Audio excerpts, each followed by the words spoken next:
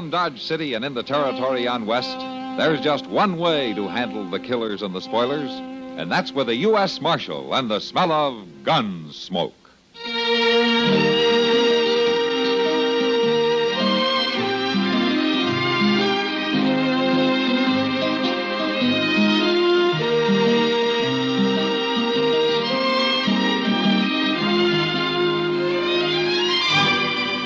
Gunsmoke, starring William Conrad, the story of the violence that moved west with young America, and the story of a man who moved with it. I'm that man, Matt Dillon, United States Marshal. The first man they look for and the last they want to meet. It's a chancy job, and it makes a man watchful and a little lonely.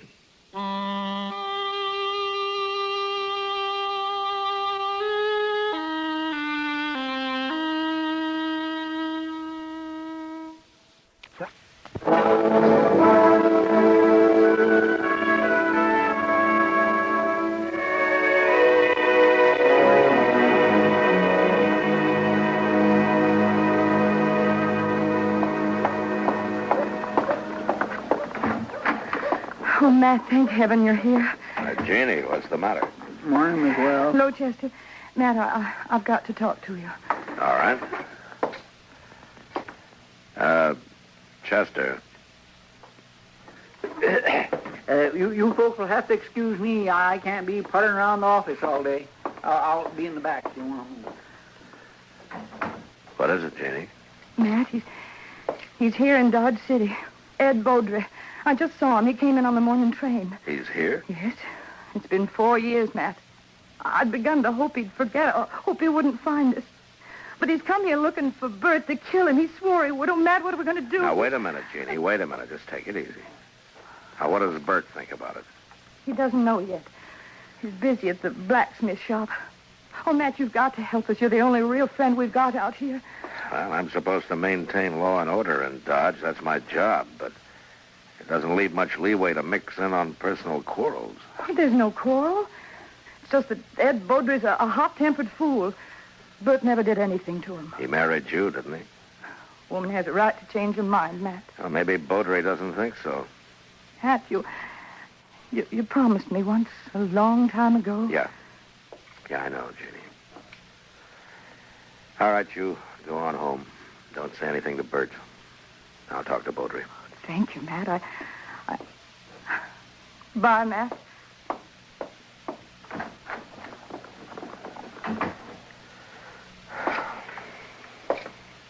Chester. Yes, sir, Mr. Dillon. Oh, did Miss Wells leave? Yeah. They sure are a fine couple, the Wellses. Did you know them before they come on out west? Not Bert. I knew Mrs. Wells. Well, I guess we better drop over the Long Branch, Chester. There's a man in town who may be planning to do some killing.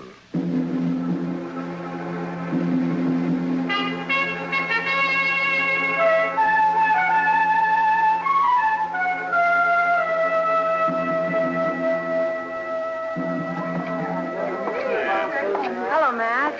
Chester. Kitty. Want a drink, Matt? Not right now, Kitty. I'm looking for somebody. I thought he might be in here. Stranger? Yeah, his name's Ed Bodri. Oh, him. There at the bar, Matt. Third from the end, next to Tulsa Jim Nixon. Uh-huh. All right, thanks, Kitty. Come on, Chester. All right, bartender. Set up another round for the house. Yes, sir. Your name, Bodri? That's right, mister. I'm Matt Dillon. I want to talk to you. Well, fine. Go ahead and talk. Tulsa, suppose you move on down the bar for a couple of minutes, huh? Well, now, Marshal, what's the idea? This man's a friend of mine. Oh, you're not very particular about your friends. Go on, Tulsa, drift.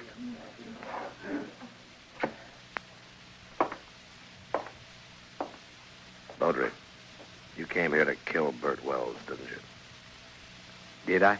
Well, here's some advice. You take the next train and you get out of town. Is that official? What's the charge? None yet. Murder if you go through with it. Murder's one thing. Calling a man in a fair fight's another thing. Bodri, I'm the law here in Dodge, and I don't see it as a fair fight. Bert's a blacksmith, and he's not used to handling a gun. You are. So I'm told. Now, who told you, Marshal? I don't know anybody here that... Wait a minute. Bert's wife, Jeannie.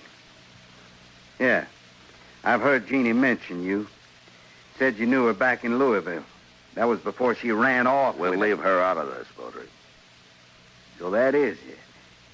This isn't official. You're just doing a personal favor for an old friend. Probably a very close friend. Jeannie always did have a weakness.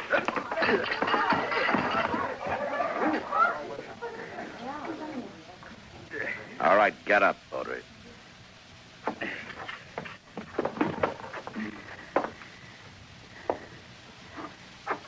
That was a mistake, Dillon. I'm not a blacksmith, Bodri. I'll look you up as soon as I finished with Bert Wells. If you kill Bert, you won't have to look me up.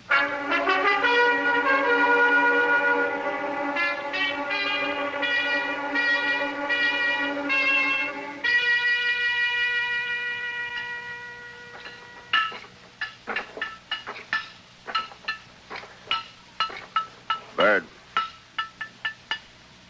Bert? Huh? Oh, Matt, didn't see you come in. I want to talk to you, Bert. About what, Matt? Ed Bodri's in town. Bodri. Well, it was bound to happen sometime. Jeannie just happened to see him get off the train this morning, and she came and told me. She shouldn't have done it, Matt. It's not your problem. Well, maybe it is, Bert. The law doesn't like the idea of personal grudges ending up in a killing. What do you aim to do? Prevent it, if I can. And I wish you luck.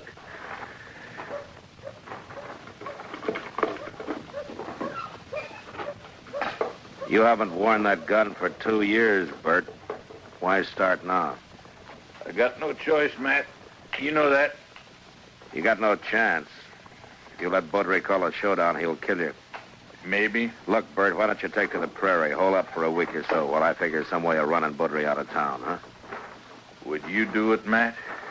Hide out and let somebody else do your fighting for you? What I'd do That's is... beside the point, Bert. Huh? There's a law against killing, and it's Matt's job to enforce it. If you went away, there wouldn't be any fight. Wouldn't be much honor either, Janie. A man can't run and still call himself a man. He can run from a mad dog, and that's what Ed Bodri is. He never had any claim on me. It appears he thought he did. Matt, you know where Bodri's staying? Well, I talked to him in the Long Branch. He probably took one of the rooms upstairs. You'd like to walk over there with me? If that's the way you want it. Oh, no, Bert, you... I'll get my hat. Be right with you. Matt. Matt, you've got to stop it. How, Jenny? I don't know, but there must be something you can do. Yeah, the way it's shaping up, I can probably arrest the survivor.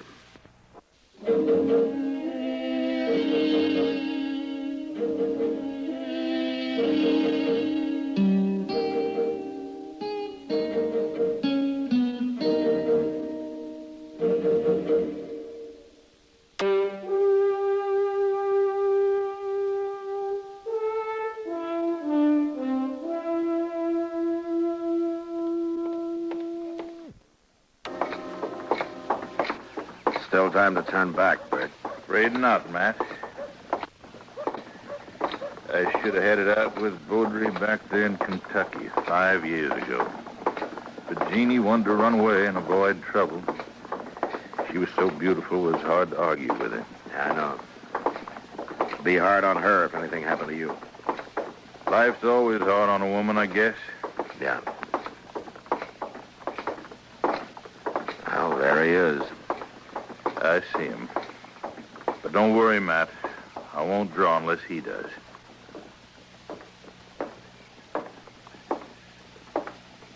I was just going out to your place to call on you, Wells. I decided you'd had plenty of time to look me up. No reason to, Bodri. Most men would figure they had reason. Somebody in the local saloon's been telling their wife's history. Bodri, you... All right, hold it. You're fast with that gun, Dillon. Fast enough, Mr. Bodri. You make a good bodyguard. Too bad you can't ride herd 24 hours a day. I told you what to expect if you kept pushing things this way. Now use some sense. Get out of town while you're still alive. I've been in a lot of towns, Dillon, and I left them all alive. Wells, I've been planning to kill you for nearly 5 years. Plans don't always work out. This one will. You got till sundown. After that, I'm going to shoot you on sight. All right, Mr. Bodri, you've spoken your piece. Now move along. Well, sure, Marshal. See you later, Wells.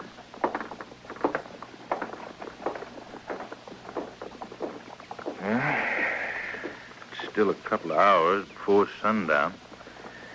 I think I'd like to spend them with Jeannie. I'll see you, Matt. Yeah, sure. Goodbye, Bert.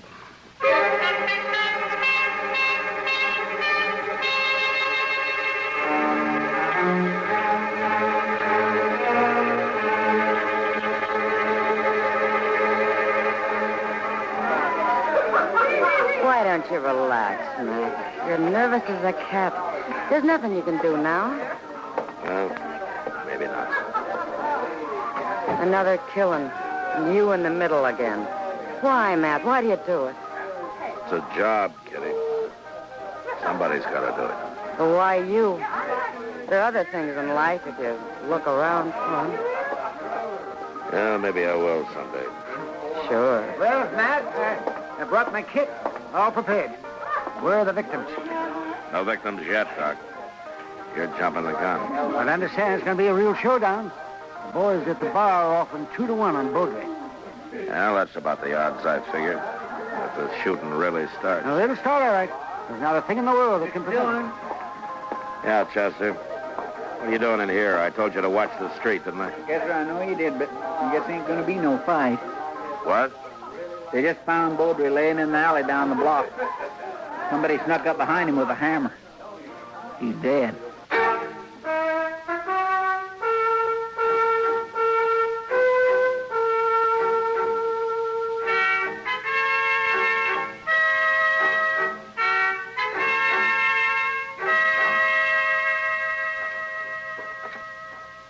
Ain't no light showing around the house, Mr. Dillon.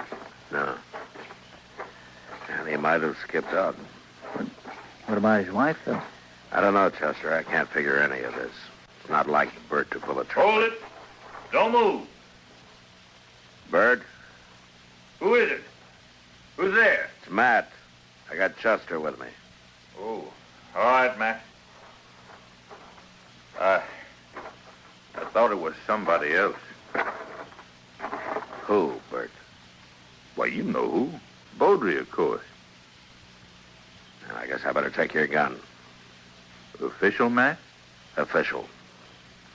Well, I got no quarrel with the law.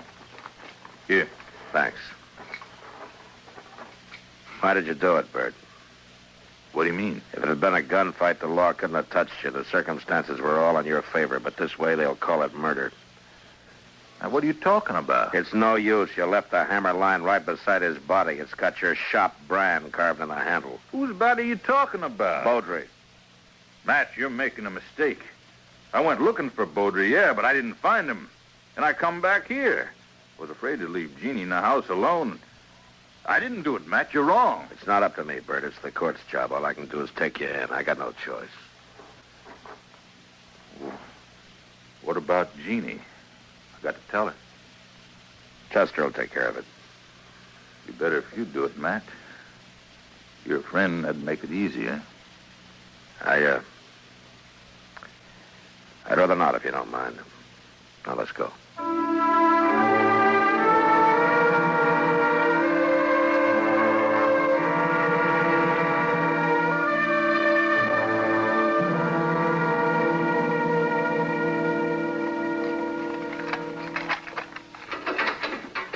All right, Bert. 4 years we've been friends, Matt. I never thought it'd come to this. Neither did I. You said you didn't find any money on him. Could have been robbery. Or made to look like robbery. Either way, there's nothing I can do. Now, go ahead.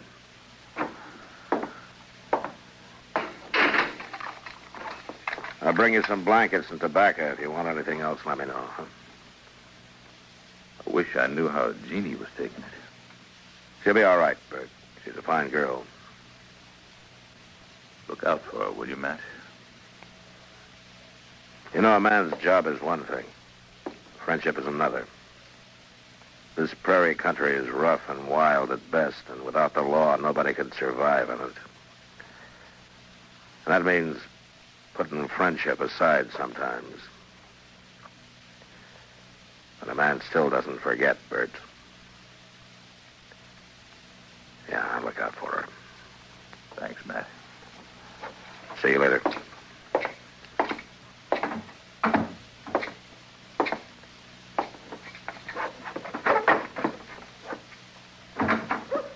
Yeah, get your prisoner tucked in safely, Matt? Yeah. What about Bodri, Doc? He's dead. A blacksmith hammer makes a mighty fine weapon. At least for sneaking up behind. I can't figure Bert doing that. It's not like him. I can't figure it either. What would you say his chances are? Bad. The straws all point one way. Maybe somebody's been messing with a straw stack. Who? That's a good question, man. The court will ask it. If he ever gets there. What does that mean? Kitty came and told me a while ago that some of the boys down at the Long Branch are kind of riled up. They're talking real loose. Yeah, they're just mad because they've lost their source of free drinks. Maybe so. But you better keep your eyes open, Matt. Oh, I know that pack, Doc. They hunt in the dark and pull down stragglers, and mostly they just talk. Don't worry about it. Bert's in jail, and that's where he's going to stay. Well, but if I were you, I'd still keep my eyes open.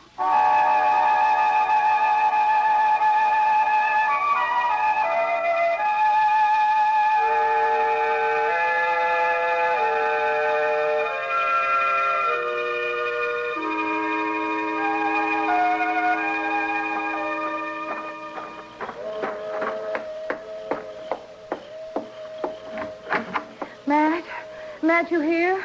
I'm here. Yeah, wait, I'll light the lamp. What were you doing sitting here in the dark? Jenny, you shouldn't have come. I want to see Bert. No visitors after dark is a jail rule. Rules don't have to be enforced. Well, mine do. Bert's a prisoner the same as any other prisoner. He's charged with murder. He didn't do it, Matt. Well, that's not for me to say. You know he didn't. You know Bert. You know he wouldn't do a thing like that. Sneak up behind a man in the dark. Jeannie, I'm not the court. I know. And they'll believe he did it. And the night train's coming in. Hope it's not bringing in trouble. The morning train did. Matt, I want to see Bert. I told you that Oh, you little fool. Now, Jeannie, give me that gun. No. Now, I warn you, Matt, you stay back. Give me that no, gun. No, Matt, so help me. I said hand it over.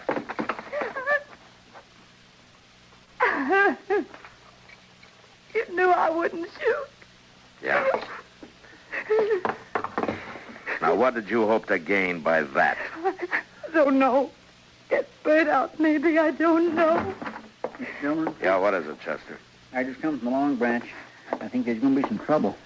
Yeah, that's what Doc said. The bunch that hangs around there's doing a lot of drinking and talking up the idea of coming over here at the jail. Oh, no. Maybe we ought to go over there and do some talking ourselves. Jeannie, you go back home and you stay there till morning. Don't worry about this. Nothing's going to happen. But, Matt, you can't handle that crowd alone. I've been handling things alone for a long time. All right, Chester.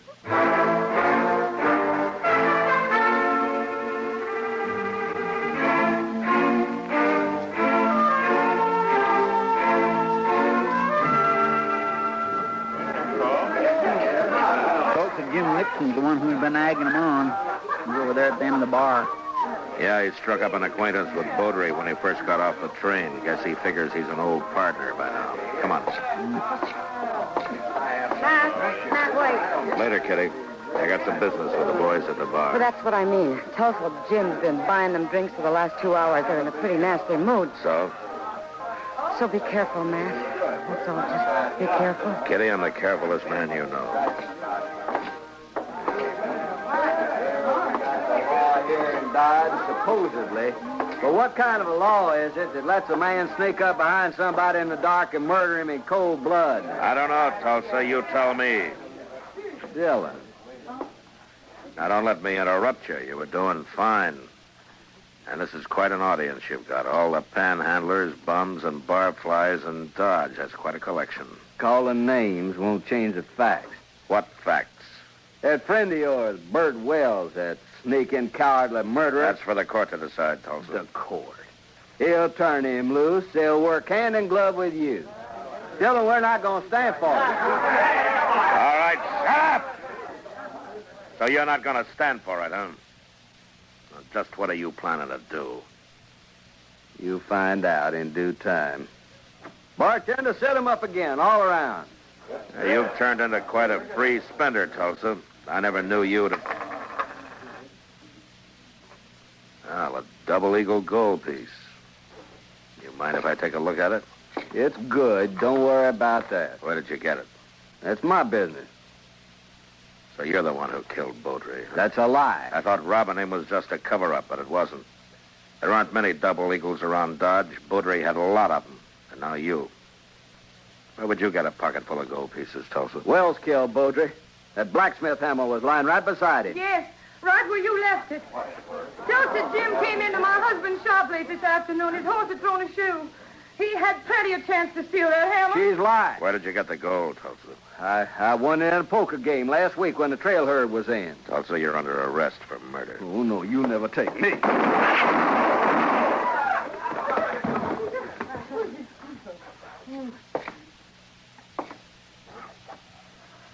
Doc, you better get up on inquest. Confound it, Matt. You never give me any chance to practice on live people. You wouldn't know what to do with them, Doc. Well, I do get fewer complaints this way. Matt, does this mean Bert's free? You shouldn't have come here, Jeannie. Yeah, he's free. Chester will go with you over to the jail and let him out. Oh, thank you, Matt. Thanks for everything. You told me one time in Louisville that... Louisville? Well, that was a long time ago. And a long way off. Goodbye, Jeannie. Goodbye, Matt.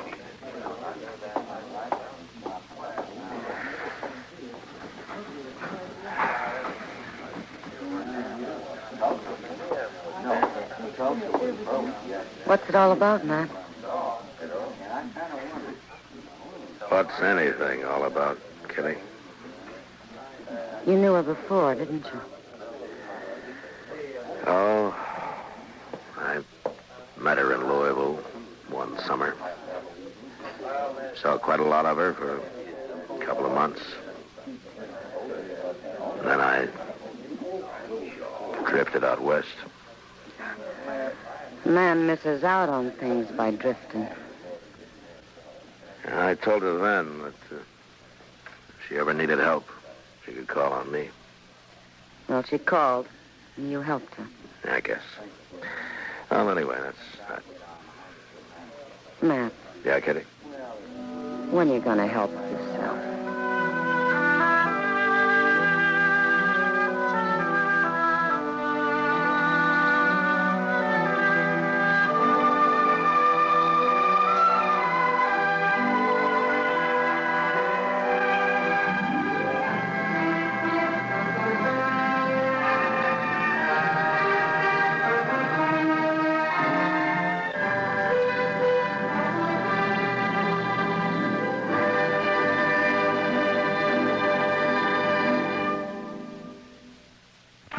Was specially written for Gunsmoke by Les Crutchfield, with editorial supervision by John Meston.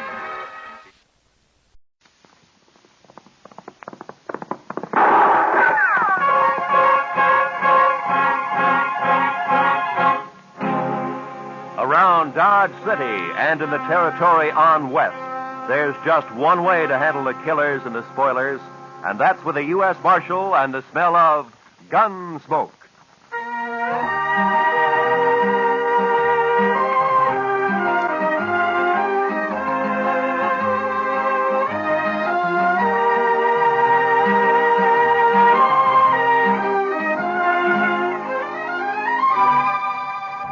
Gunsmoke, starring William Conrad.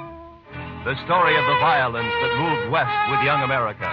The story of a man who moved with it. Matt Dillon, United States Marshal.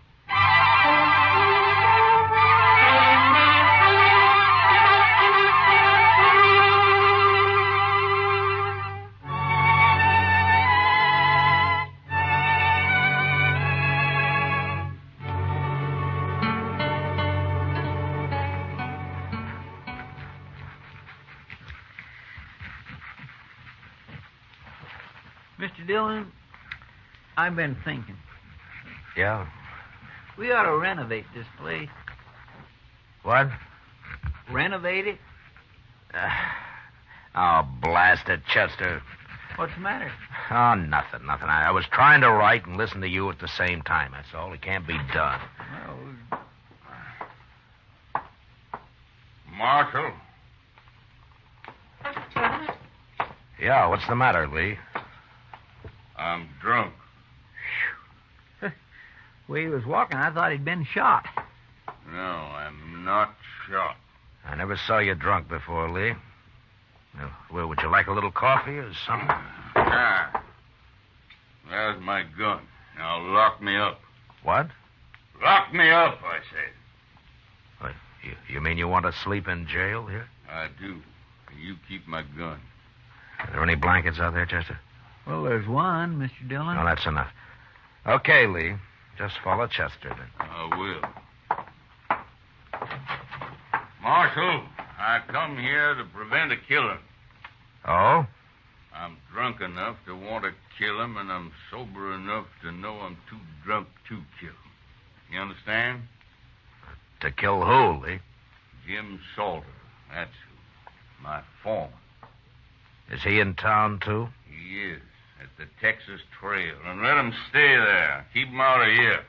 I'm going to bed. Yeah, right in there, Mr. Dargan.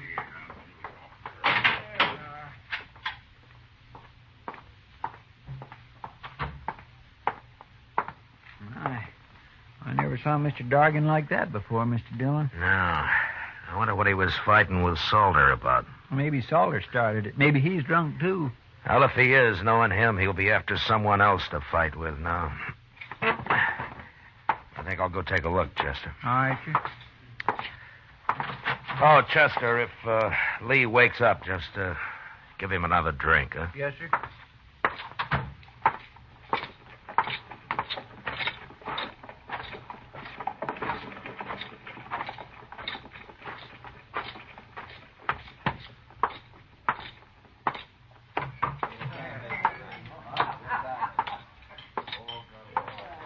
Well, how come you're alone, Kitty? Being alone isn't so bad, Matt, sometimes. Oh? Buy you a drink? No, thanks. I don't see Jim Salter anywhere. I wouldn't complain about that. Well, then he was here, huh? Sitting right where you are. And he'll be back any minute. How drunk is he, Kitty? Well, he isn't very drunk. It might be an improvement. It'd break his heart to hear you talk like that. If he has one. Here he comes now. Let's ask him. You look sober enough.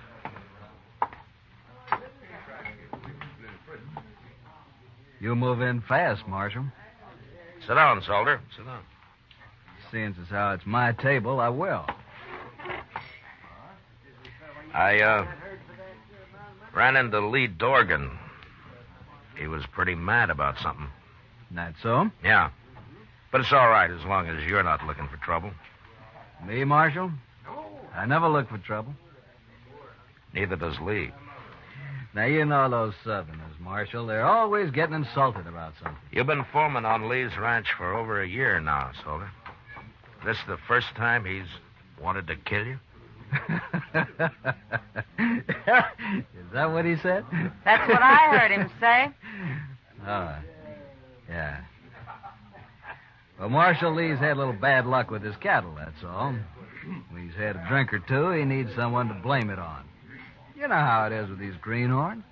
No. How is it? If it weren't for me, he wouldn't have as many cows as he's got. Now he's lost a few strays, he's all upset. Well, as long as it doesn't end in gunplay. Oh, me and Lee get along fine when he's sober. Yeah. You have to leave, Matt? I'm afraid so, Kitty. Then I'm going to bed. Hey, wait a minute. You can't do Who that. says I can't, mister? Good night, Matt. Good night, Kitty. Well, I'll be.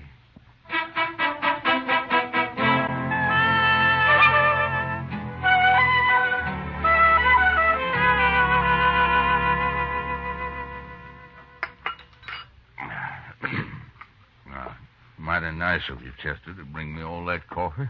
Oh, don't mention it, Mr. Dargan. I had a hangover once myself. Here's your gun, Lee. Thank you, Marshal. You, still feel like killing Jim Salter?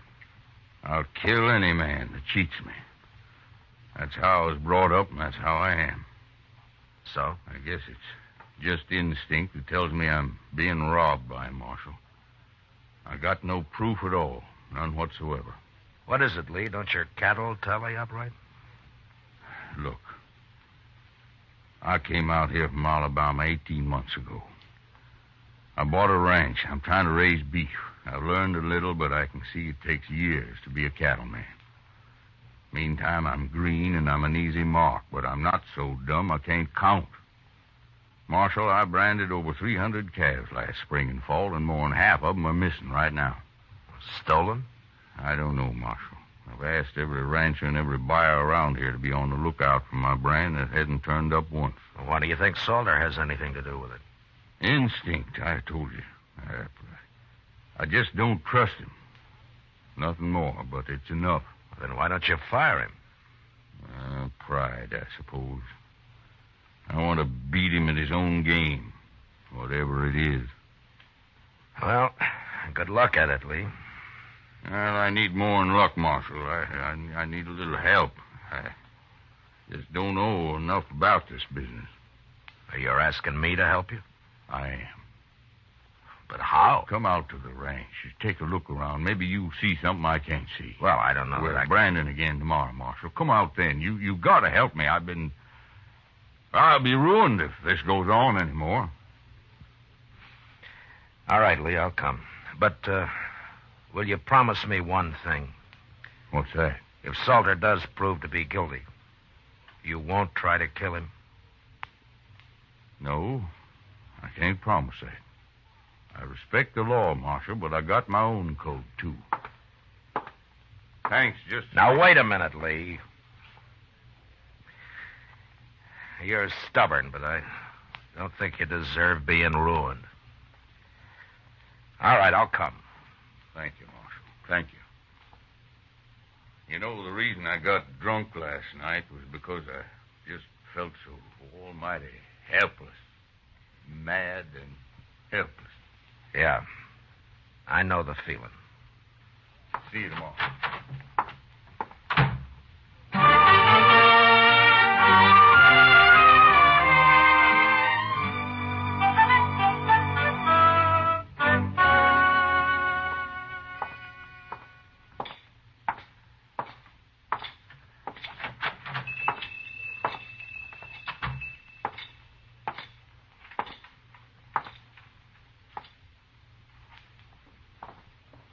Good morning, Marshal Dillon. Good morning, Mr. Peters. And what can I do for you this morning? Well, I'm interested in some brands that you got registered here.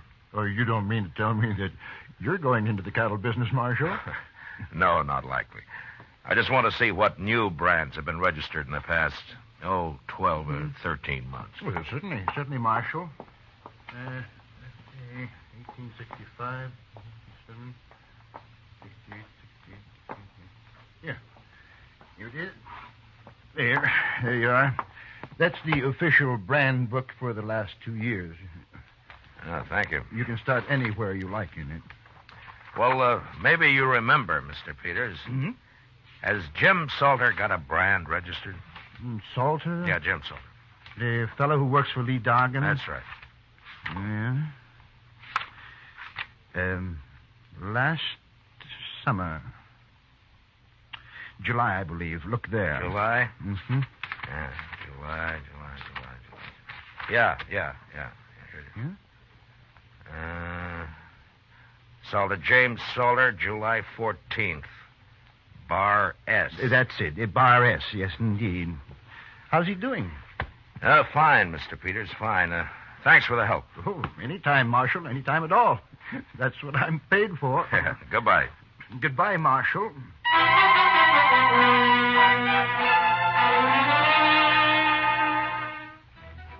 When we weren't working, most of the cattle buyers in town spent their time drinking toddy and telling lies at the Dodge House. And there I learned that a number of Bar S calves had been sold in the fall and some more of them in the spring.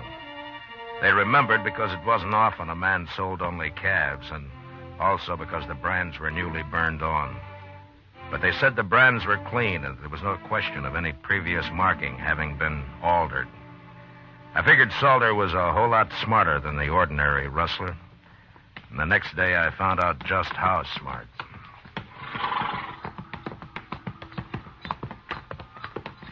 They sure got their branding fire set far enough apart, Mr. Dillon. Yeah, they have.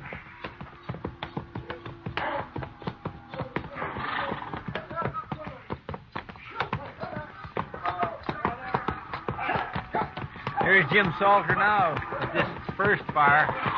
Oh, we'll stop and say hello, Chester.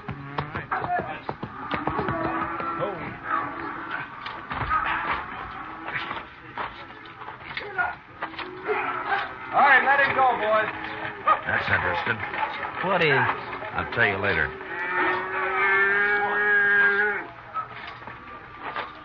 Now, you don't have to stop work just because we're here, Salter. That's all right, Marshal. Yeah, but you didn't brand that one. You just have to cut him out and rope him again. Iron's cold anyway. Oh, you got another iron there in the fire. We'll get him branded, Marshal. What are you doing out there anyway? Oh, we needed a change of scenery, so we thought we'd pay Lee a visit. Where is he? Working the fire down yonder. You sure do keep your fires separated. Anything else you fellas object to? Well, no, I wasn't objecting. I was just making an entirely impersonal observation, that's all. Well, go do your observing on Lee. You came to see him. Salter, I'd starve plumb to death before I'd ever work around you. You sure would, Chester. On, Jim. Wasting time. See you later, Marshal. Yeah. Okay, Adams, bring another one out. Okay.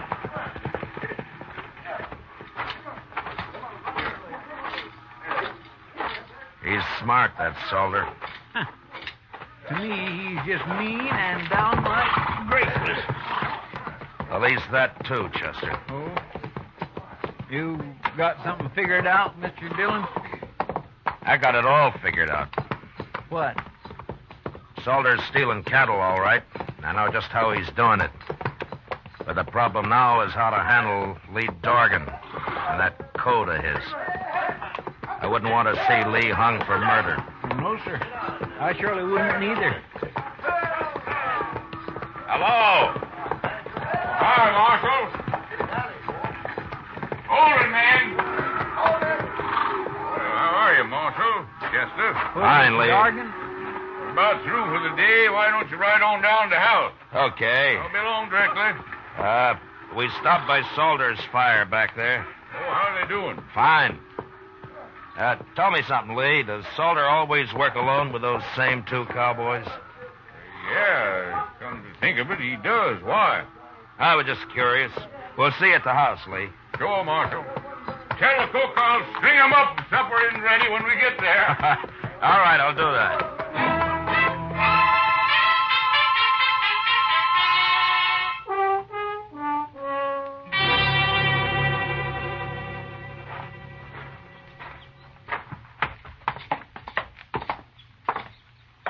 Well, not a bad house Mr. Dorgan's got here, Mr. Dillon. That's fine. Let's sit on the porch here, Chester. They'll be along soon. Yes, sir.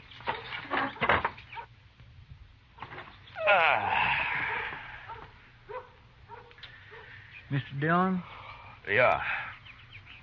I've give up trying to figure it out about Salter. You'll just have to explain it. Well, I told you he sold fresh branded calves under the Bar S mark that he's got registered. Yes, sir. Well, those were Lee's calves. Did you ever hear of using a cold brand, Chester? A Cold brand? Yeah.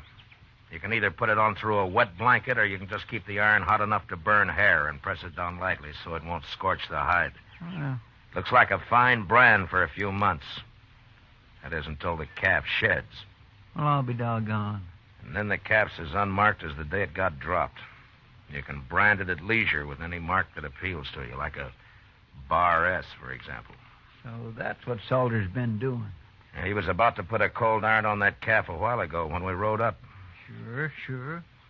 He works at a distance from Dorgan because the other cowboys had noticed right away what he's up to. Poor Lee. He's sure right about being green at this business. Well, he's going to learn now, Mr. Dillon. No, Chester, I can't tell him. Well, why not? Lee meant it when he said he'd kill Salter if he had any proof. And if he did that, he'd be worse off than he is now. Well, then why don't you just arrest that man? Yeah, a judge would let him off, I'm afraid. Cold brand can be laid to carelessness. Of course, we could wait a couple of months and catch him doing his Bar S branding. That's risky, too, though. Well, what are you going to do, Mr. Dillon? I don't know, Chester. But I'll have to figure something out by morning.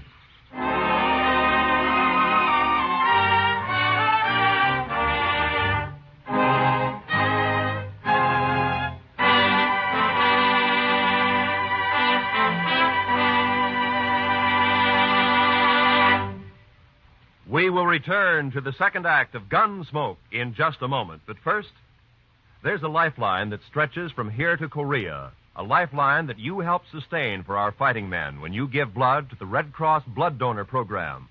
Call the Red Cross for an appointment to give blood the first thing Monday morning.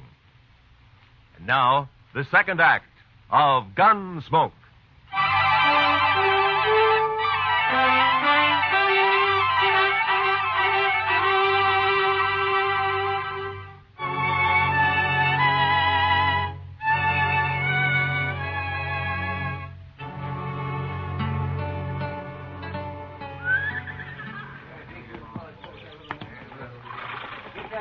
I don't understand it, Marshal. It just doesn't make any sense to me, but I asked for help, so all right, I'll do as you say.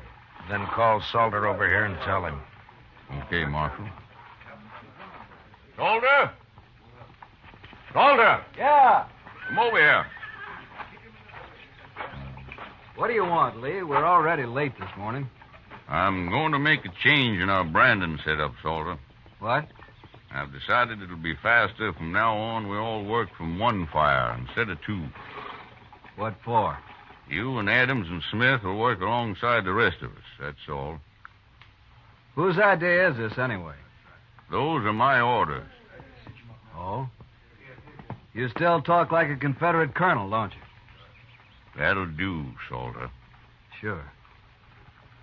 This is for you, Marshal. I never did like you anyway.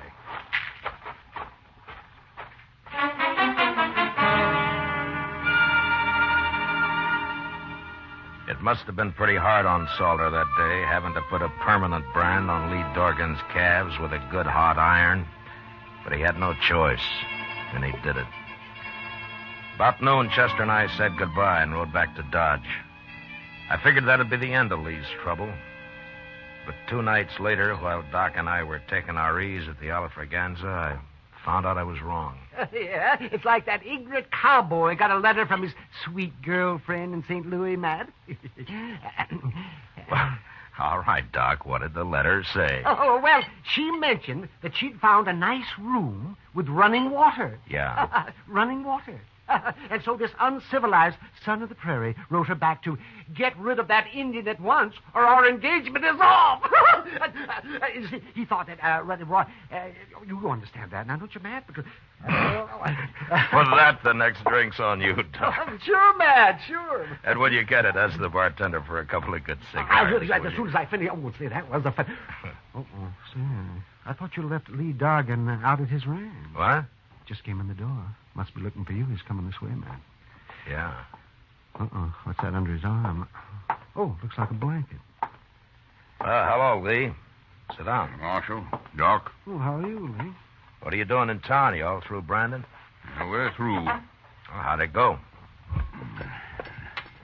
Yeah.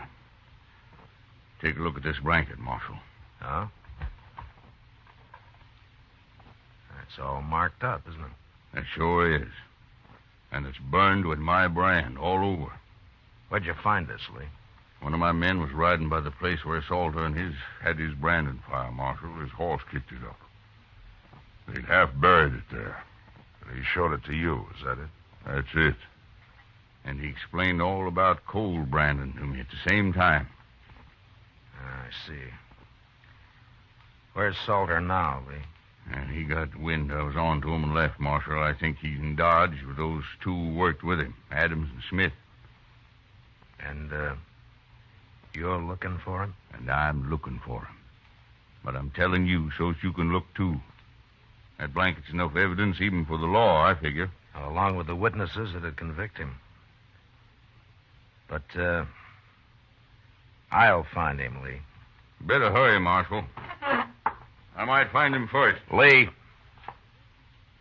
you'll stand trial if you kill him. I'm not worried about that. So long, Marshal.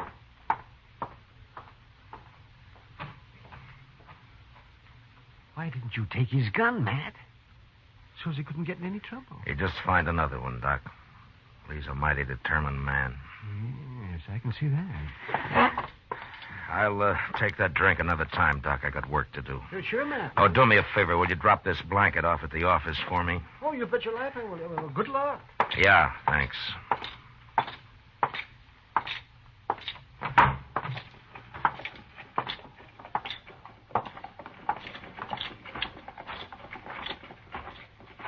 Mr. Dillon? Mr. Dillon? Yeah, what is it, Chester? There's something wrong, sir. I just saw Salter and two men walk up behind Lee Dargan over there and grab his gun. What? Well, where are they? They were headed toward Kelly's stable. I thought I'd better find you first. Come on. What are they doing in Dodge, anyway? Lee's on to him, Chester. He knows the whole story now. And they know he knows it. Well, then somebody's going to get killed, sure. Yeah, it looks that way.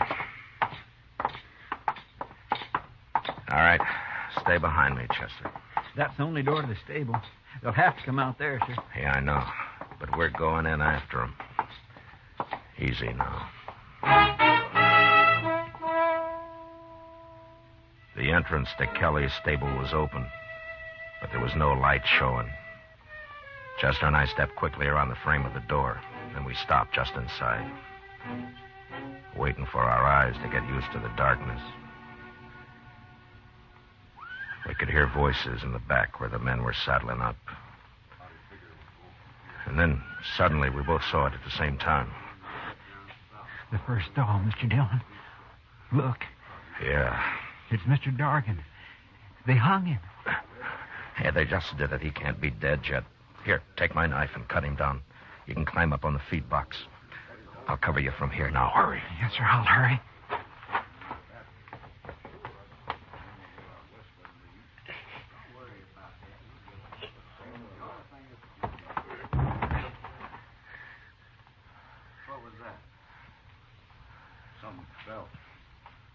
Maybe Dargan got loose somehow.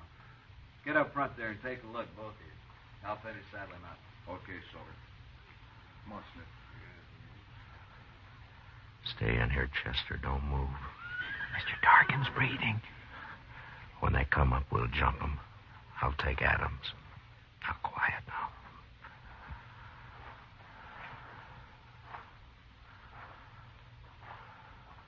I don't see him. Rope must have broke. Let's hit him on the head and have done with it. You do it, Smith. I'll wait here. Yeah, okay. I'll see it.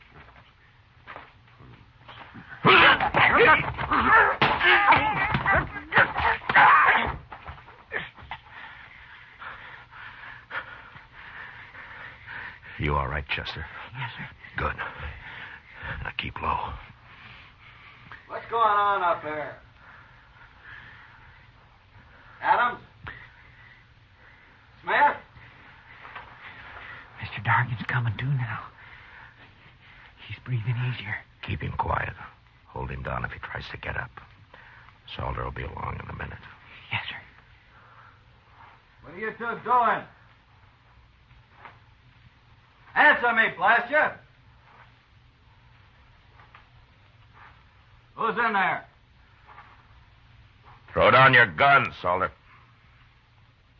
Who's that? It's Matt Dillon. Now do as I say.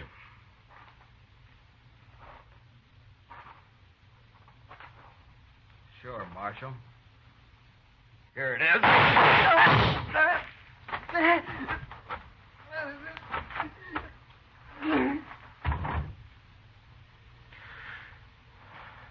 All right, Chester. Get the guns off of Adams and Smith. We don't have to worry about Salter. All right, sir.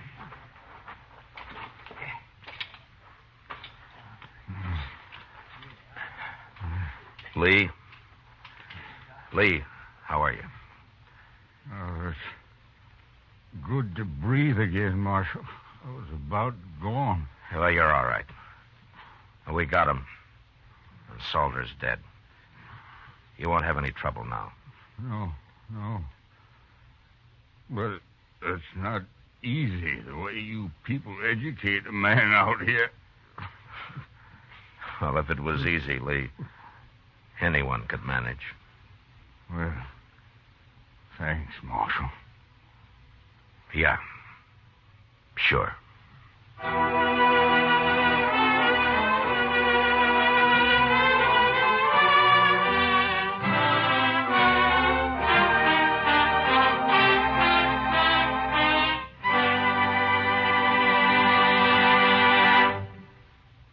Gunsmoke, under the direction of Norman MacDonald, stars William Conrad as Matt Dillon, U.S. Marshal. Tonight's story was specially written for Gunsmoke by John Meston, with music composed and conducted by Rex Corey. Featured in the cast were John McIntyre as Lee, Harry Bartell as Salter, and John Daner as Peters. Parley Bear as Chester, Georgia Ellis as Kitty, and Howard McNair as Doc. Gunsmoke has been selected by the Armed Forces Radio Service to be heard by our troops overseas. Join us again next week as Matt Dillon, U.S. Marshal, fights to bring law and order out of the wild violence of the West in Gunsmoke.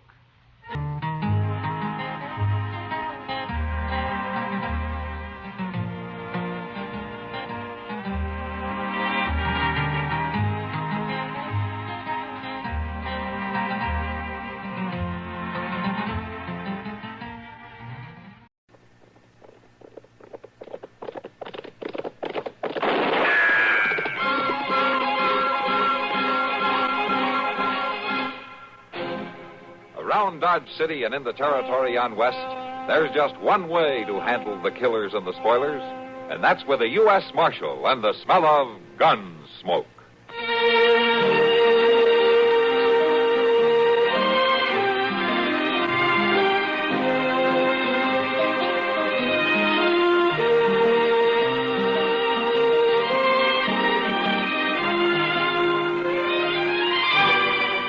Gunsmoke, starring William Conrad, the story of the violence that moved west with young America, and the story of a man who moved with it. I'm that man, Matt Dillon, United States Marshal. The first man they look for and the last they want to meet. It's a chancy job, and it makes a man watchful and a little lonely.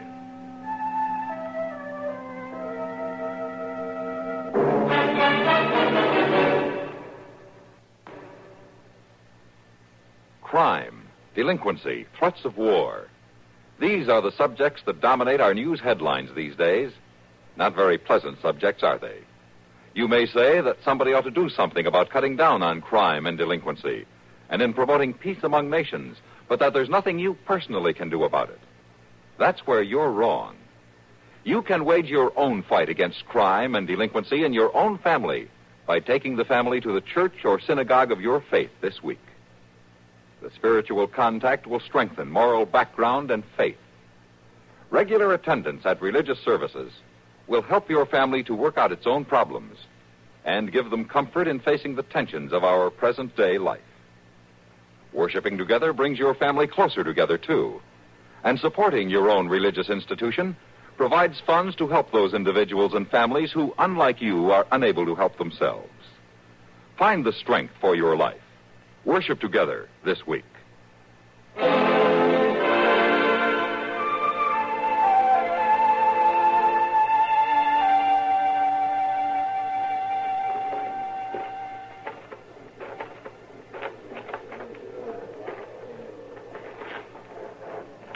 Lower it easy, boys.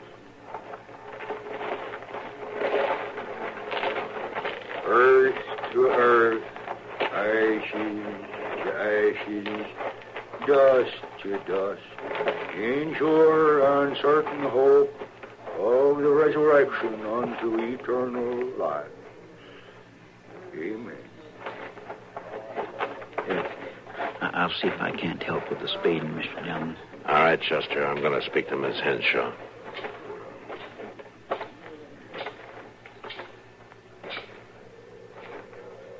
Miss Henshaw?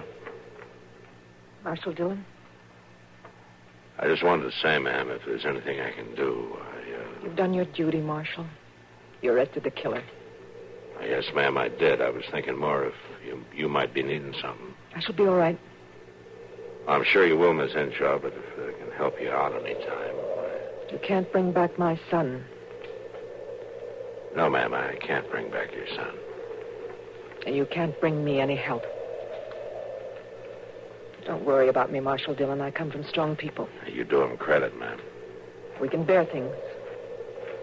In our way. Lorenda, I want to talk to you. I bid you good day, Marshal Dillon. Lorenda, please, wait a minute.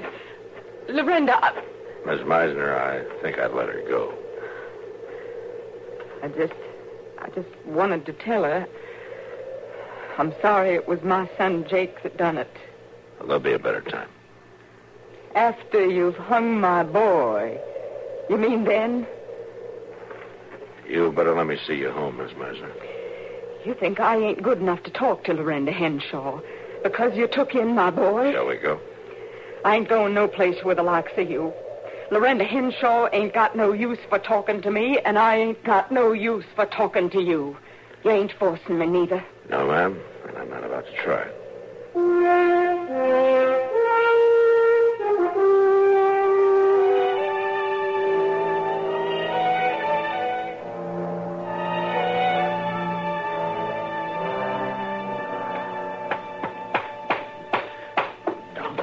Folks and just sat on a chair straight. They wouldn't be forever twisting a leg off like this.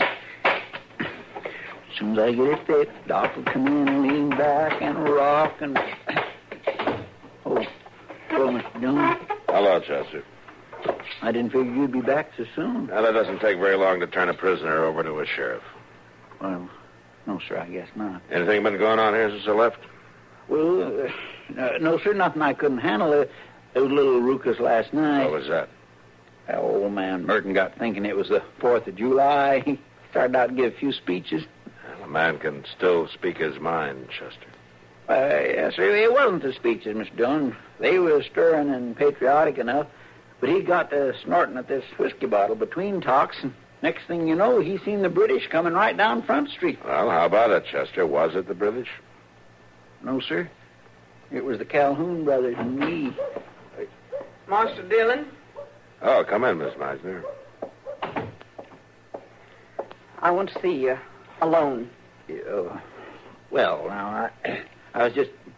Well, I mean, I expect I could go and see if there's any mail again. Why don't you do that, Chester? Well, I ain't wanted no more. Fine, Chester. Why don't you sit down, Miss Meisner? I can say what I come to say on my feet. All right, ma'am. You took my boy away yesterday. Yes, ma'am, I did. You took him away to be hanged. The law isn't easy, Miss Meisner. Mr. Meisner and I lived here a long time before he died. We were law-abiding people. I know that. My Jake has always been a good boy. You know that yourself, Marshal Dillon, a good, God-fearing boy. He worked hard on that place we got, grubbing and digging to try to make things grow after his pa died. You've been out there a time or two. You've seen the boy working. I've seen him. Jake was my friend, yes, ma'am. And then he come to town, and in one crazy night, it's all different. They want to hang him. Miss Meisner, your son killed a man.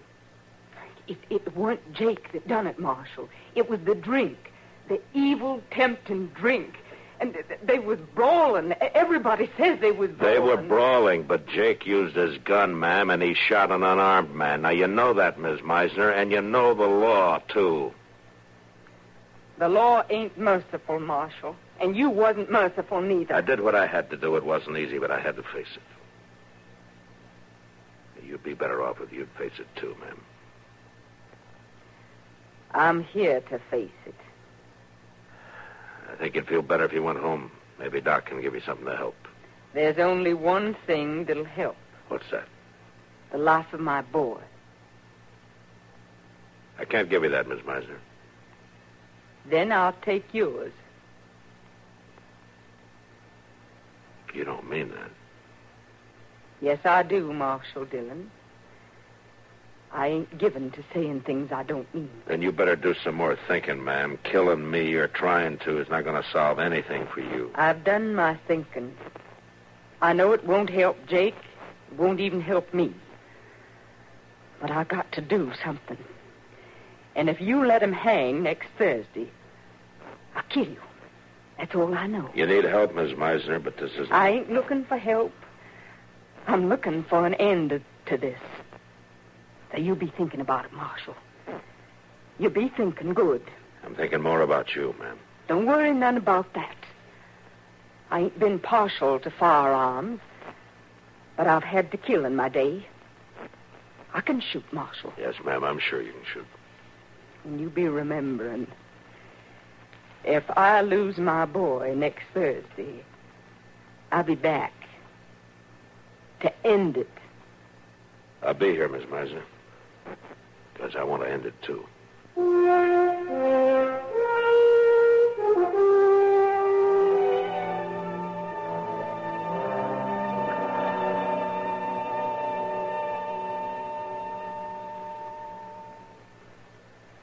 Well, the conventions have come and gone. Is it all over but the voting? Hardly. In the next month till November, we're in for some hard campaigning. Details, of course, from CBS News. And your candidate, whoever he may be, is in for tough sledding before he gets into office, if at all. Your responsibility to your candidate is, of course, to give him your vote. Your voice will help, too. And there's something else that helps put across a campaign. It's money. The best candidate in the world can't get into office without incurring expenses. If you believe in your man enough to vote for him, believe in him enough to get out and work for him, then put some money on the line, too. There's the real test of your interest. We haven't covered the subject of whom to vote for, whom to support, whom to help with a contribution. That's strictly your own business. But if the people who like the other man dig in for him and you don't do likewise for your man, well, that could be the difference right there. So think it over and make sure you vote.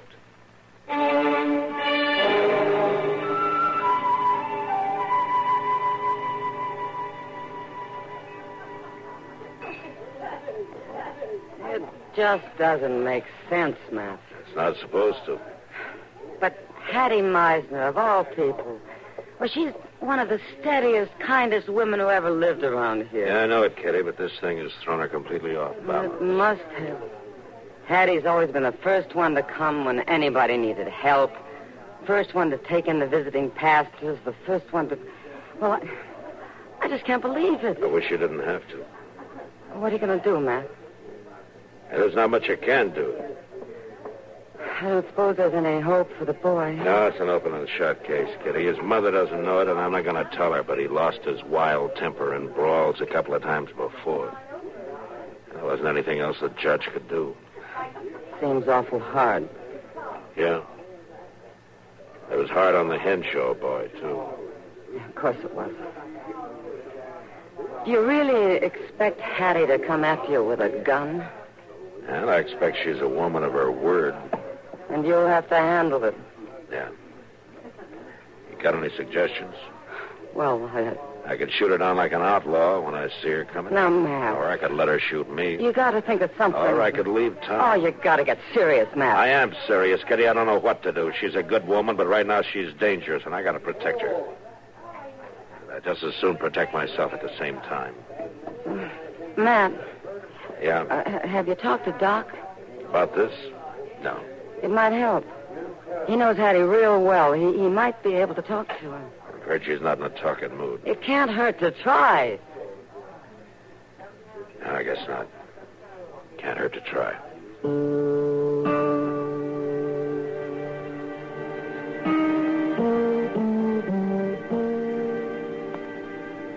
Yep. Come on, get up. Get up there.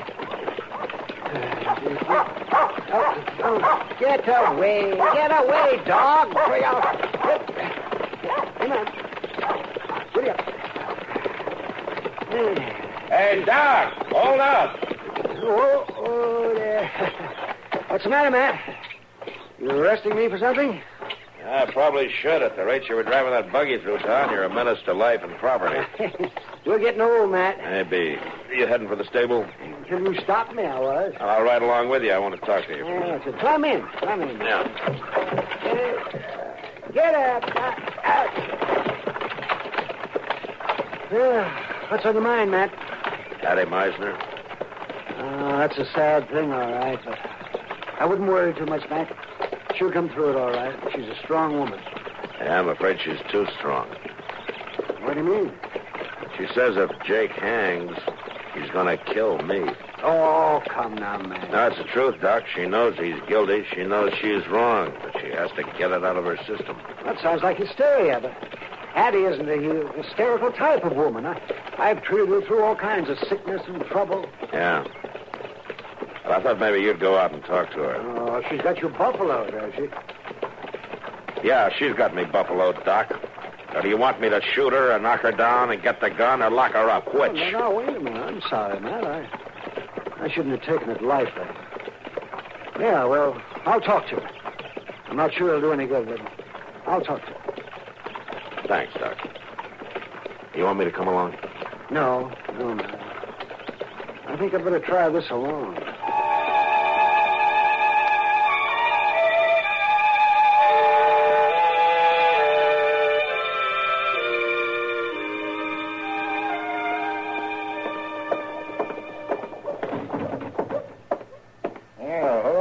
Chester, kind of early for you, isn't it? Where's Miss Kitty? I got to see Miss Kitty. She was here a minute ago. There she is, Chester, looking at that pair of chairs that broke up last night. Thank you kindly. Miss Kitty? Miss Kitty. Hello, Chester. What brings you? Miss Kitty, you've got to do something. Oh, all right, Chester. What do you have in mind? It's about that woman and Mr. Dillon. Well, no, I don't know about doing anything about Matt and the woman, Chester. Miss Kitty, I ain't funning. It's that Miss Meisner I'm talking about. Oh, yeah, Chester, go ahead. Tell me about her. Well, Doc went to see her to see if he couldn't talk some sense into her and all, and he just didn't get nowhere. She's still determined, is she? Yes, Miss Kitty, she is. She says she's going to walk right up and shoot Mr. Dillon after her boy is hung. Oh, it's a shame. It's more than a shame. Mr. Dillon's just going to sit there and let her walk in and do it, too. He ain't so much as cleaned his gun about it. Well, it isn't that simple, Chester. She's a good woman. Well, my goodness, I know it ain't simple.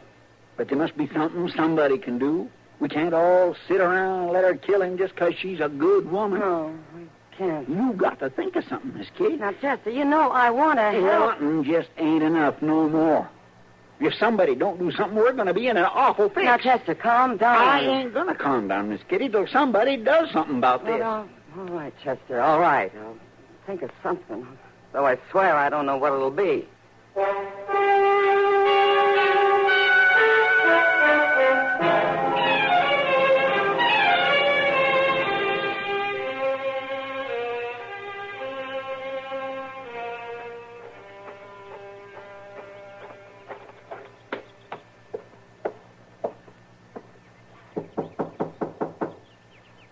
Mrs. Henshaw?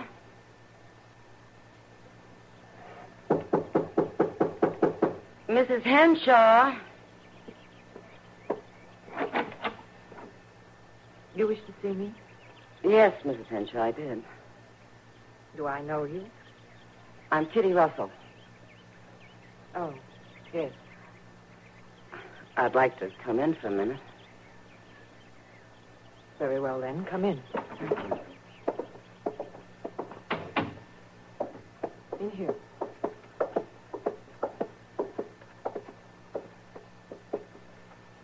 Sit down, Miss Russell, on the sofa. Thank you. Now, what did you wish to see me about?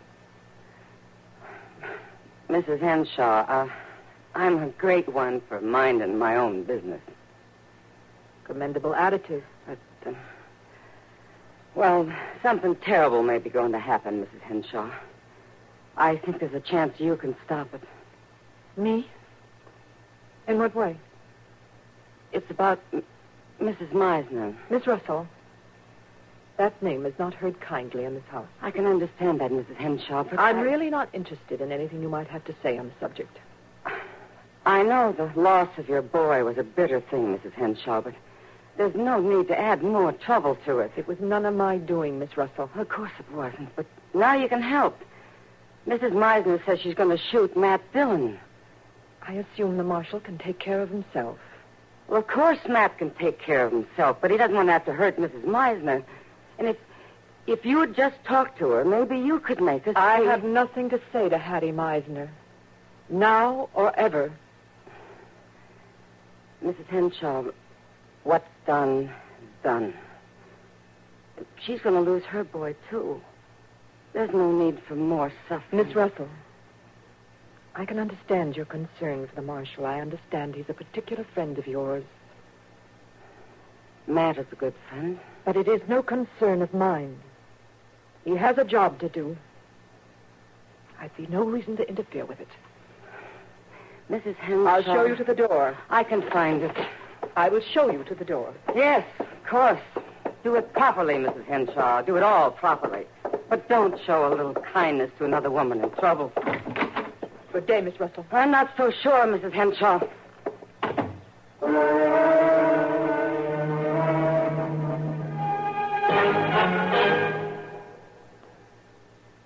Hi, this is Dennis James.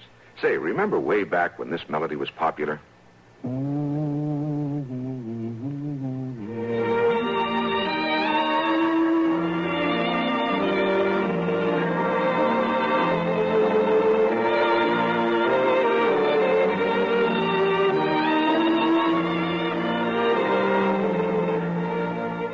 There's something very special about a long-time favorite, isn't there?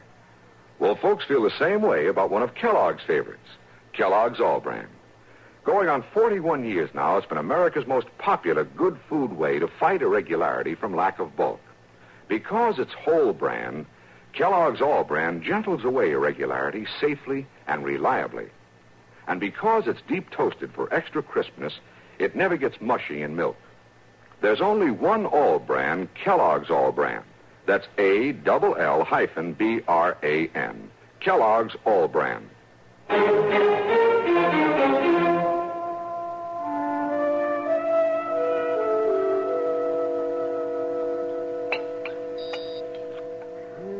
All I can say is we're all wasting our money tonight. What do you mean, Doc? Well, I should have said everybody but you, Chester. You're the only one who's eaten with any enjoyment. Chester can always eat, Doc. Well, that's what a body's supposed to do. You should know that, Doc. He knows it, Chester. He just can't put the idea across, even to himself. Well, I'm frank to admit I'll have more appetite tomorrow night. If everything comes out all right. Yeah. Mr. Dillon, you're positive nothing can interfere with the hanging. Nothing. Nothing but a miracle. And you expect that Miss Meisner to come walking in, toting a gun? That's what she says. I never heard of two women that were so stubborn about being talked to. Yeah, they're both a little crazed by the grief of losing their sons, and they're reacting in different ways. Well, I could see that, but you'd think somebody could get through to at least one of them. It's a difficult case. Yeah, well, tell you what, why don't we leave it alone till tomorrow, huh? Till tomorrow?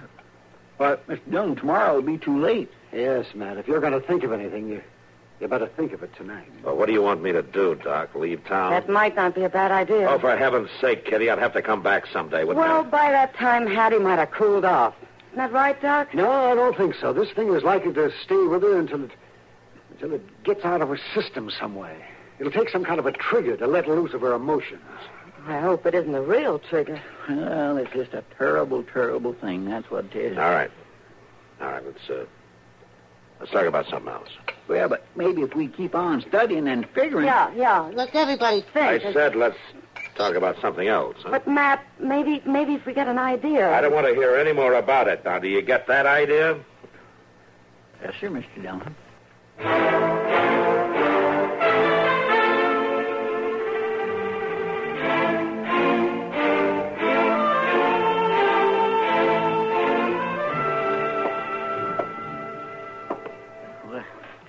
I declare. It's her, Mr. Dillon. Miss Meisner's driving up in her buggy. Huh? Oh, all right, Chester. You go on out back like I told you. Now, are you sure, Mr. Dillon, that you don't want me to stay? I'm sure. Go on now. I don't want her walking in here feeling she's surrounded. Now, go on. Get out. Oh, all right.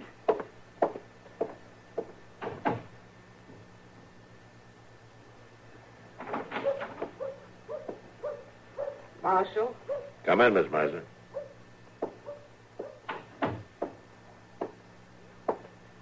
I come. Like I said. Oh. I think we could talk a little better if you'd put the gun Ain't down. no need for talking. They hung my boy this morning. Yes, ma'am. You can let him lie in peace. There ain't no peace for me, Marshal Dillon. I'd help you if I could, ma'am. I'd help Jake if I could. There ain't no helping. For me or for you. You're a good woman, Miss Meisner. You don't want a shooting on your conscience. My conscience tells me to kill the man that took my boy. I'm not going to let you kill me, ma'am. You ain't stopping me. I don't want to hurt you, but you put the gun down, Miss Meisner. Stay where you are, Marshal Dillon. I said put the gun down. I swear I'll... Hattie! Hattie, let it go. Let the gun go. It's no answer. Let me take it. All right, let me have it. I got it, Miss Henshaw. You got no right, Loretta Henshaw. You got no right. I wasn't even good enough for you to talk to at the burying. I was wrong, Hattie. I'm sorry. Being sorry ain't bringing my boy back. No. It's not bringing my boy back either. But neither is being bitter, Hattie. Neither is being bitter. You ain't no one to talk. Maybe not. But I spent the night long on my knees about it. It's going to be hard, Hattie, without our boys. I've had hate in my heart, too. Miranda. But I learned in the praying that the only way to feel close to my dead son is to feel love. Love for him and love for the world. Without it, he fades away. My Jake fades away, too. That's what I can't rightly bear. It fades away. Then give him a chance to stay near Hattie. Let the hate out of your heart. Let him in. I ain't been one to hate. I just didn't know nothing else to do. That's right, Hattie. Cry. I ain't letting myself shed no tears. Let them come. Let them cool your grief.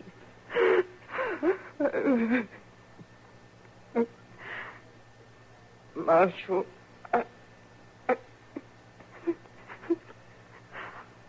I'm sorry, Marshal. I'm sorry. That's all right, Miss Meisner. I'll take her home with me, Marshal Dillon. Thank you, Miss Henshaw. She'll be all right now. Yes, ma'am. I'm sure she will. And I'll be all right, too.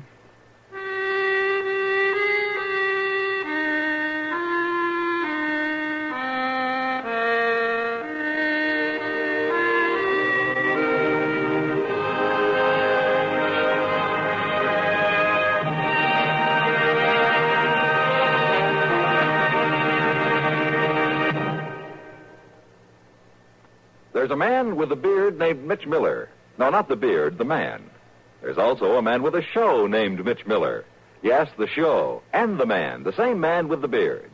The same man knows all those fabulous gals and guys from the sparkling world of show business. Mitch holds open house for them and you Sunday nights on CBS Radio. That's the Mitch Miller Show, beard and all.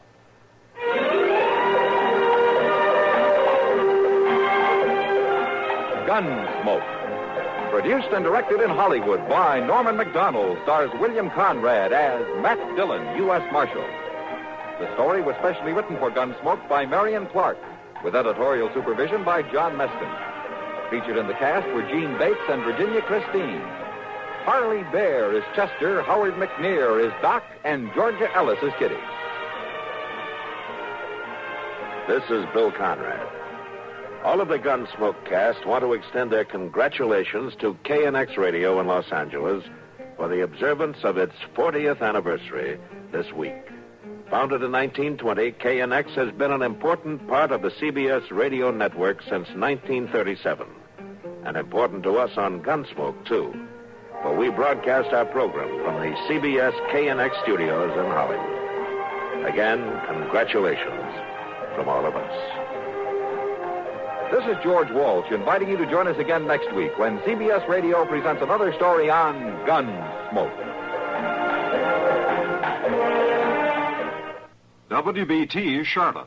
Out in your car, CBS Radio rolls along with you. There's more to hear. Only CBS brings you these stars. Gary Moore and Art Linkletter, Godfrey and Bing. Lowell Thomas and we promise Rosie Clooney'll sing. Out in your car, roll along with the stars you can only get on CBS. CBS Radio, CBS Radio, CBS Radio, CBS Radio. You'll hear all those stars plus many more on CBS and WBT Radio tomorrow morning. Tonight, stay tuned next for the CBS News, followed by the Kingston Trio. At 7:10, yours truly, Johnny Dollar, makes a hurried trip to Philadelphia in a desperate effort to save a longtime friend from being accused of arson. Suspense brings you another thrilling and spine-chilling story at 7:35, and Mitch Miller introduces you to some fascinating guests at 8:05.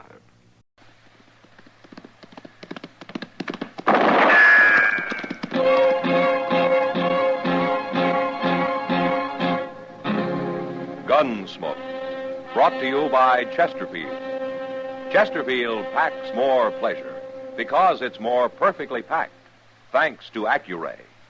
They satisfy the most. Around Dodge City and in the territory on West, there's just one way to handle the killers and the spoilers, and that's with a U.S. Marshal and the smell of Gunsmoke.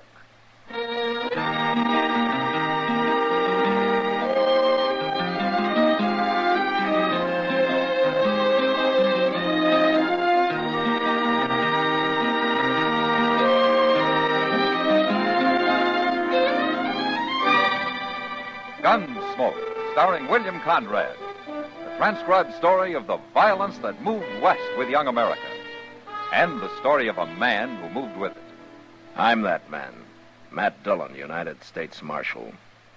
The first man they look for and the last they want to meet.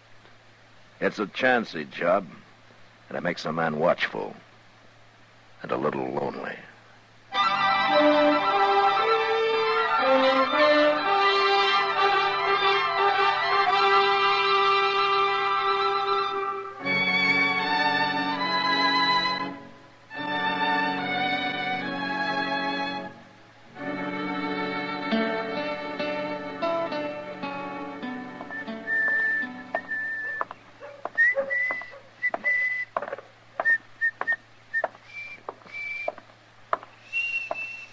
Well, hello, Doc.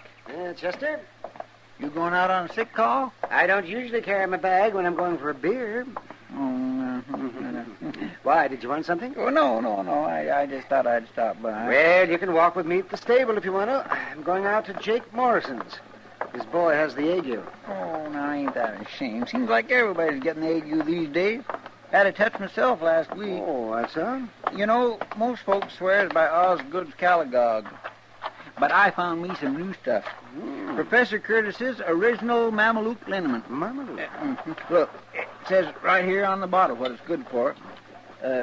Guaranteed to cure cramps, pains in the joints, sore throat, frosted feet, rheumatism, lumbago, old sores, bites of insects and reptiles, mange, salt rheum, dysentery, diarrhea, and cholera. Well, a regular medical arsenal all in one bottle. And it's doing you good, is it? Well, of course, Doc. Well, then how come you're still walking around like a buffalo with ring bone? Well, maybe I still got just a Oh, little so touch you in come the to me knee. for some free advice now, didn't you? Well, I'll just give you some free advice. Chester, stop eating all that salt pork and dried beans. What? And put some fresh greens in your stomach. Why, And stay away from the saloons for a few days. Oh, now, Doc, a little whiskey and sugar never hurt Oh, a nobody. little whiskey. Oh, and most important, take all those patent medicines you got and use them for cleaning your boots. They're just the thing to kind of toughen up the leather. And as far as I'm concerned now, Chester, you can... What's the matter, Doc? Doc, what is it? Something about that fellow that just rode by? Yes, Chester. Well, you was staring like you seen a ghost. You go ahead, Chester. I'm going back to the office. The office? What for? To get my gun. Your gun? Why? I'm going to kill that man.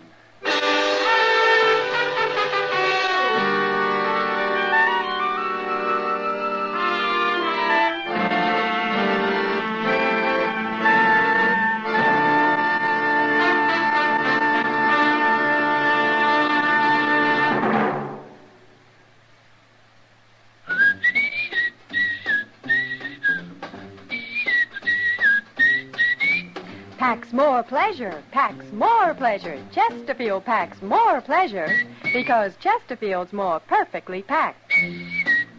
The more perfectly packed your cigarette, the more taste and mildness are released for you.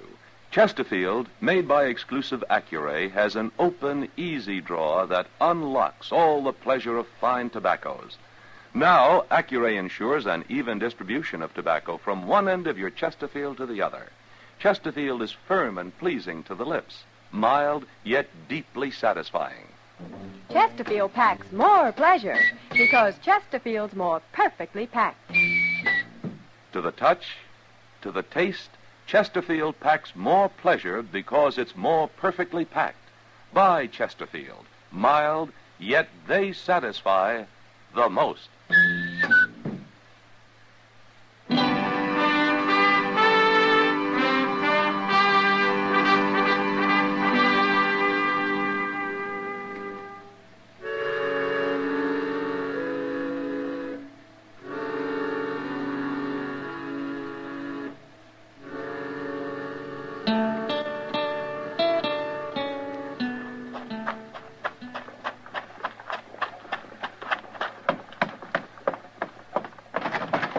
Mr. Dillon? Mr. Dillon? Yeah, what's the trouble, Chester? You better come on out the plaza. Maybe you can stop him. I'll stop who? Doc, he's going to kill a man. Doc? Doc, yes, sir. He's gone and got his old army walker and strapped it to his belt, and he's marching up Front Street looking for the fellow, whoever he is. All right, let's go. I tried my best to stop him, but he wouldn't listen. Oh, you should have saw his face, Mr. Dillon. He means business. I never seen Doc like this. Who was the fellow, Chester? I never seen him before. Well, you know what it's all about? No, sir, but I do know one thing. I'd hate to have to face that old Walker pistol, even if 'tis an old cap and ball. Why, it'd blow a hole clean through a buffalo. Matt! Oh, wait a minute. It's Kitty at the door of the long branch. She's waving. He must be down there. Yeah, come on. Matt, it's Doc. Is he in there, Kitty? Yeah, and he's got a gun. He's threatening some man. All right, thanks, Kitty. And if you won't come outside, I'll kill you where you stand. I told you I'm not going to fight you. That's up to you. But I'm going to kill you whether you defend yourself or not. Doc. That's enough. Matt, you stay out of this. Happens to be my business, Doc, when a man threatens another man in this town. When the other man doesn't want to fight, won't defend himself, it could turn out to be murder. You think I don't know that? You must want to kill him pretty bad. I've wanted to for a lot of years. Why? I've got good reasons, Matt. But you won't tell me, huh? No. All right, what about you? I could say I don't know, but I'm just a stranger passing through town. But I know. There's no good reason for murder. I guess he thinks there is. Do you? Not many men would say yes to that, now would they, Marshal? But you won't defend yourself, huh? I won't draw with him, no. If he's going to shoot me, he'll have to take the consequences. I'm not a fighting man, Marshal. I'm a miner. Me and my partner here, we're just traveling through Dodge. We don't want any trouble. That's right, Marshal. We made our strike out in Arizona Territory, and we're headed back for St. Louis. Oh, we was just minding our own business, having a quiet drink when this fella comes along. What's your name? Clem Maddow. This is Ben Bartlett, my partner. We don't want no trouble. You won't have any. Go on back to your drinks. I'm going to kill him one way or the other, Matt. And you can't stop me. Look, Doc, you're taking an awful lot for granted.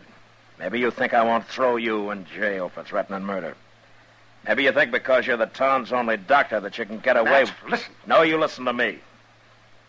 You're forgetting a lot you ought to remember, Doc. For instance, your position in this town. You ought to be setting an example instead of acting like an ordinary gun hand. And more important, your responsibility. Another man's life may be his own risk, but yours belongs to this whole town. And a good many lives depend on you. So you calm down and you put that gun away.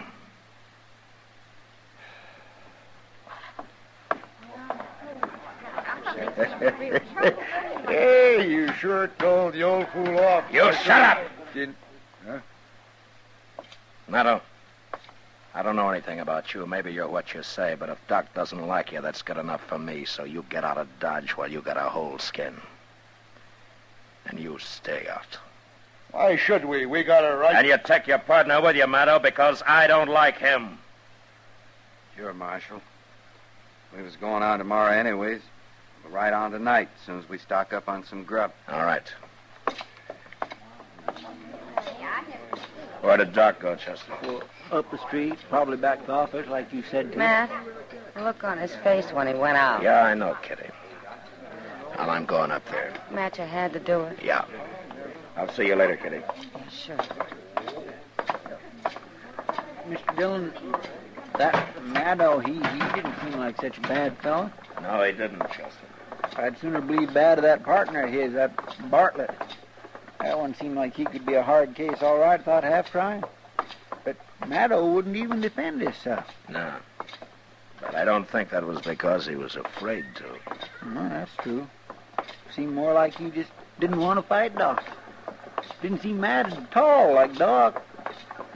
More like he was sad. Maybe a man with a guilty conscience, Chester. Yeah, I guess so, Mr. Dillon. You better go on over to the office, Chester, huh? I want to go up alone. Yes, sure.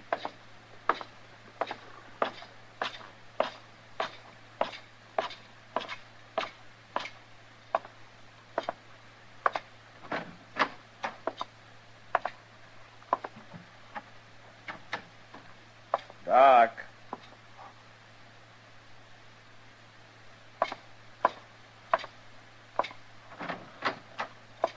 Now, Doc. Huh. Now, I wonder where he could have gone.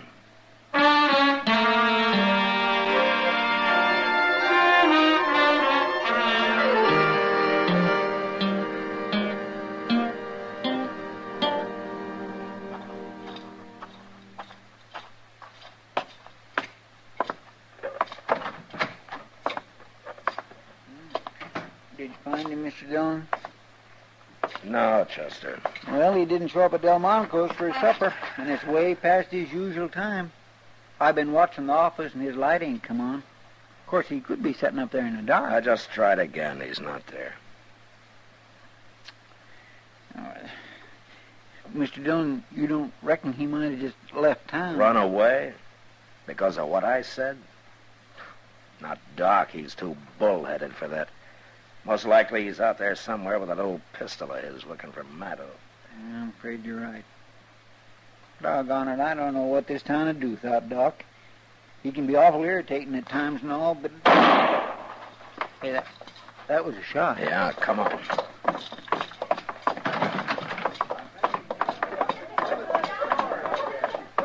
Marshal! Over here! It's that Bartlett, Mr. Dillon. It's Clem, Marshal. I think he's dead. All right. Everybody stay back. Give me that lantern, will you? He was shot in the back, Mr. Dillon. Yeah. It looks mighty bad. He said he'd kill him, and he's done it. Did you see who did it, Bartlett? No.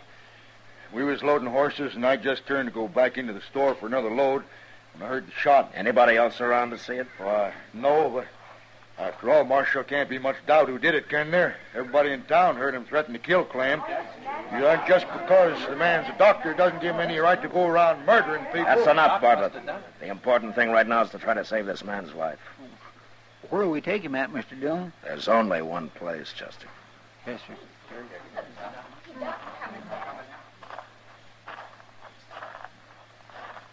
Well, where have you been, Doc?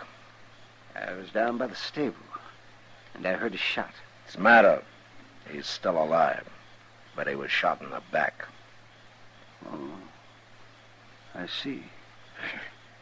As if you didn't know. Doc, I could understand you getting into a fair fight, but not shooting a man in the back. Why, you just gonna let him walk away like that, Marshal? Doc! He's gonna die if he doesn't get attention right away, and you're the only doctor in town. You gonna let him die? Where do you think I was going, Matt? Bring him up to the office. I'll have everything ready.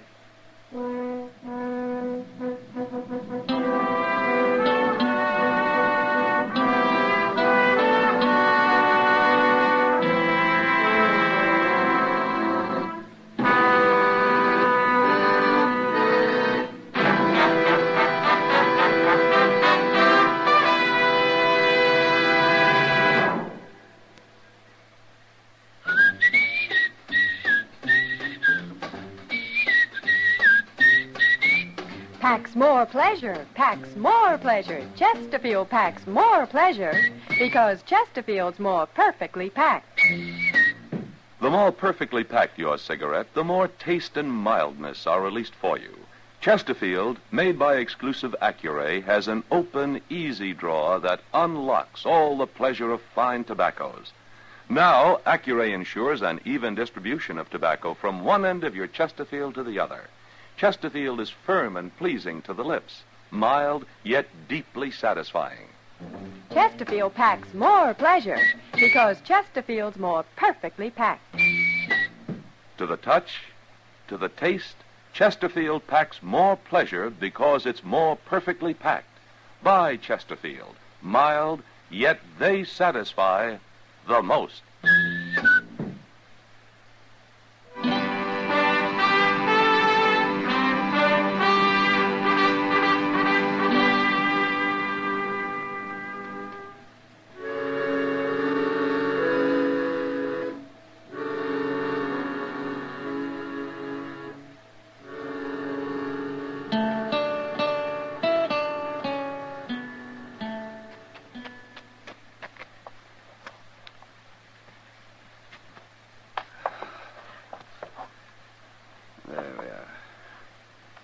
Is he going to pull through, Doc? I don't know. I've done all I can. Ah, good. You really didn't have to stand here and watch, man. I know I didn't, Doc. That's not why I stayed. I thought maybe I could help. And I wanted this. The bullet? Yeah, that's right. You see, Doc, I knew you didn't shoot Maddow, but I had to be able to prove it. How did you know? Because Maddow was shot in the back. I tried to tell you out there, Doc, only you didn't understand. Oh. But you did have me kind of worried when you started to walk away from him. Why, it never occurred to me to walk away from him. Guess being a doctor's a lot more important than any personal grudge. Well, I reckon I'm under suspicion, aren't I? Doc, look at this .45 bullet. Took it out of Maddo's chest. Now, it couldn't have been shot from that old pistol of yours, could it? No. I guess it couldn't. Well, then who did it? Well, that's not hard to figure. Oh, Bartlett, Chester, you can come in now.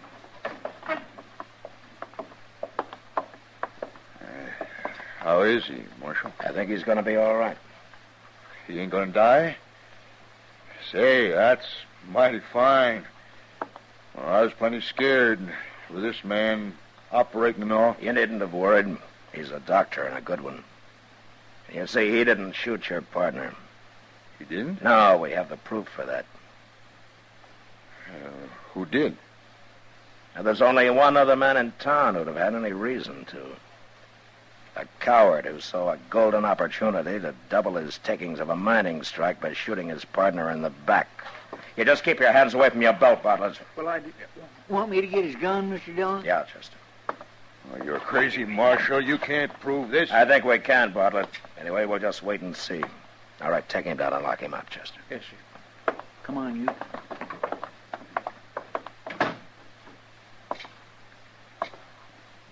Doc, looks like Maddo's gonna come too. Yes, maybe. His color's better. You know, it's funny. I don't hate him anymore. You mind telling me why you ever did? It happened a long time ago. It had to do with a girl we were both pretty fond of. She chose Maddo, but he jilted her. She drowned herself. I swore I'd kill him. And I carried that hate in my heart all these years. That's not good for a man. No, it's not, Doc. Well, you brought me to my senses, Matt, in that saloon. Thank you. Well, I looked all over for you afterwards.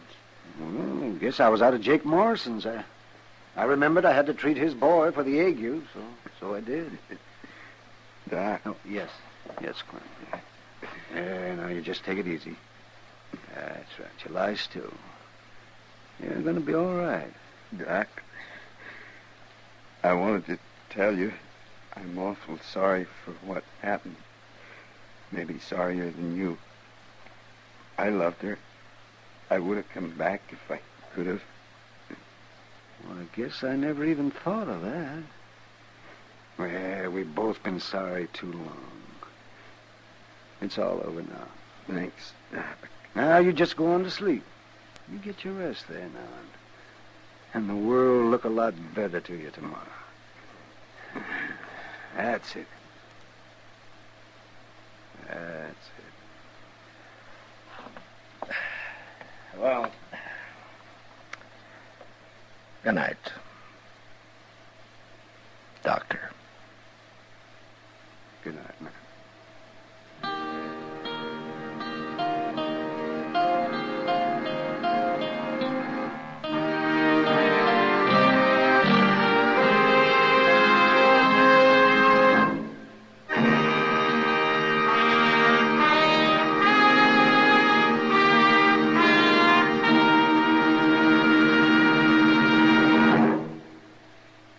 In a moment, our star, William Conrad. Chesterfield packs more pleasure because Chesterfield's more perfectly packed. Chesterfield, made by exclusive Accuray, packs more pleasure because it's more perfectly packed. Unlocks all the pleasure of fine tobaccos. Chesterfield packs more pleasure because Chesterfield's more perfectly packed. Firm and pleasing to the lips. Chesterfield, mild, yet they satisfy the most.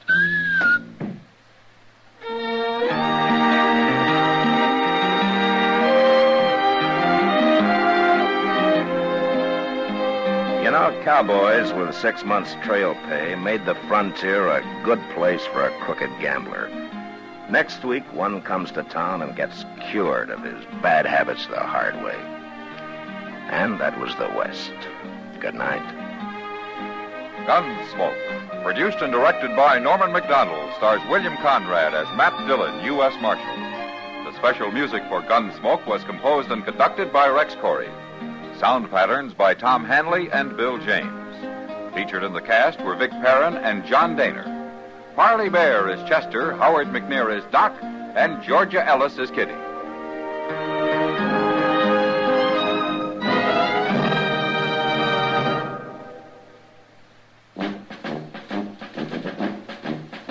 Make today your big red letter day, your L&M red letter day. Superior taste and filter, it's the miracle tip. Make today your big red letter day. Change to L&M today. L&M's got everything. Superior taste. And superior filter. Get L&M today. This is it. L&M, superior taste and filter.